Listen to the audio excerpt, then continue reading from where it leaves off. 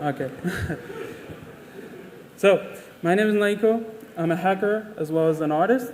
And today I will explain to you why your NFTs will be worth nothing. Obviously, I chose that title a couple months ago, so they're probably already worth nothing right now.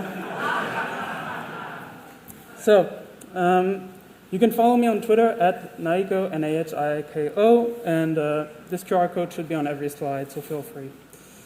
So, to start, we'll have to dive deep into what NFTs really are. And to do that, I'll use Michael here.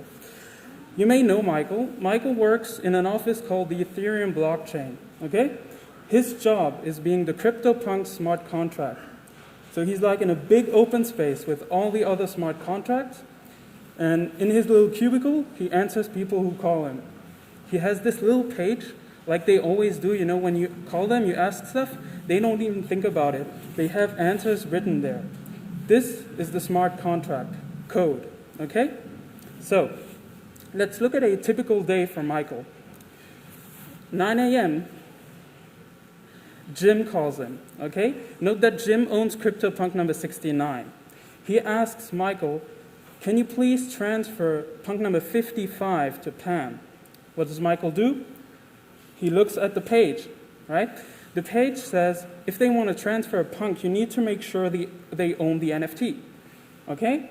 So he looks at the list of owners and sees that Jim doesn't own punk number 55 and answers, sorry, I can't do that, okay? Simple.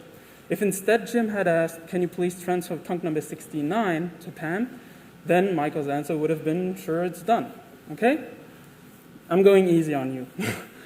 Okay, 1 p.m., Dwight calls Michael, and typical Dwight, he asks, Michael, I need to know what punk number 69 looks like, okay?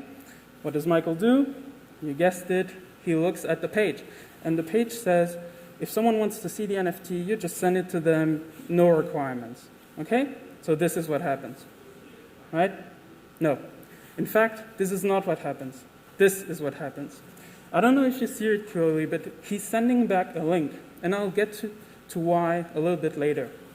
He's sending back a link, and when Dwight clicks on that link, he sends a request to a server, right? This is what links are for. Basically, they're always a link to something else, and in this case, for most NFTs, it's a server like a Google Cloud server or whatever. Let's say this is my server as I'm the artist, and when he sends that request, it sends back the NFT. Easy. Now, if I forget to pay my Google Cloud subscription, the server goes down, and the NFT is empty, right? Terrible. What happens is you still have the NFT on chain, but no one knows what it contains. So you want to avoid that, obviously, because it's probably worth nothing at this point. And to do this, most NFTs right now, they use something called IPFS. How it works is Dwight now sends 2 requests, or many more. And those 2 computers are going to check if they have the NFT or the data of it.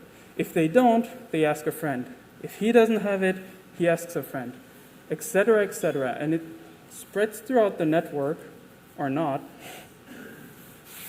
All right, it spreads throughout the network until someone has it and sends it to Dwight. Now you see we solved the previous issue because now if one computer goes down, sorry about that. If one computer goes down, Dwight still gets the data, right? But this assumes that at least one computer has the data and probably more. And that would mean that one of those computers will store a 5 megabyte image or something for free. Why would they do that, right?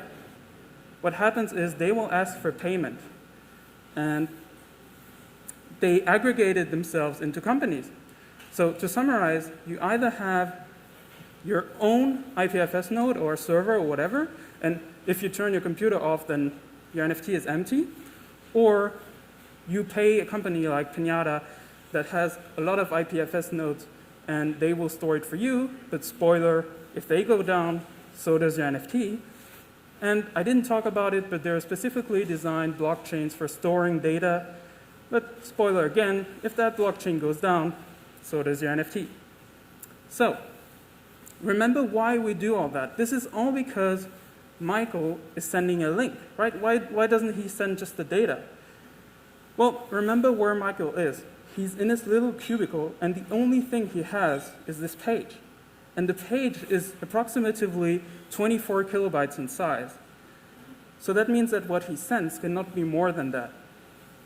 And if that seems like a lot, then you may know that this here, which doesn't look very good, is 32 kilobytes in size. That's already more. And you have to remember the page needs to contain all the instructions for Michael to answer on the phone. So does that mean that you're fucked if you want to host an NFT on Ethereum? Well, not really. In fact, this here, this fits inside 24 kilobytes. This looks like a bunch of text and useless, but if you feed it to a computer, you get this. I know this fits inside a smart contract because it's one of mine. It's basically an on-chain visitor's book. Now you see big names here, and obviously this is one of the reasons why I don't want this to get lost, being stored on some Google server or whatever.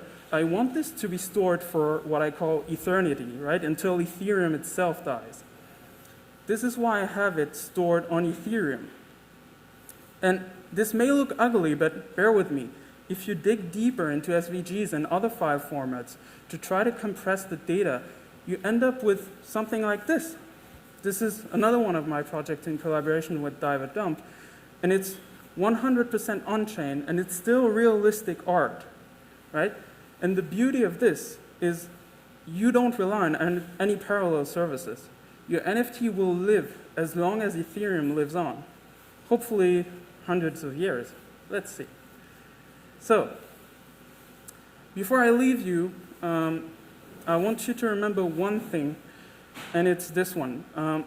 However your NFTs are stored, so this goes to collectors, developers, artists, whatever, you need to know how they are stored and act accordingly, right? If your artwork is not supposed to live on for hundreds of years, then it's fine, I guess. But if not, please make sure that it's stored accordingly and you know of it. I've heard there have been great talks today about projects that help you with doing backups of your storages. I'm not going to name them here for a shilling, but you'll find them for sure. Anyway, thank you everyone, and have a good day at NFT.NYC.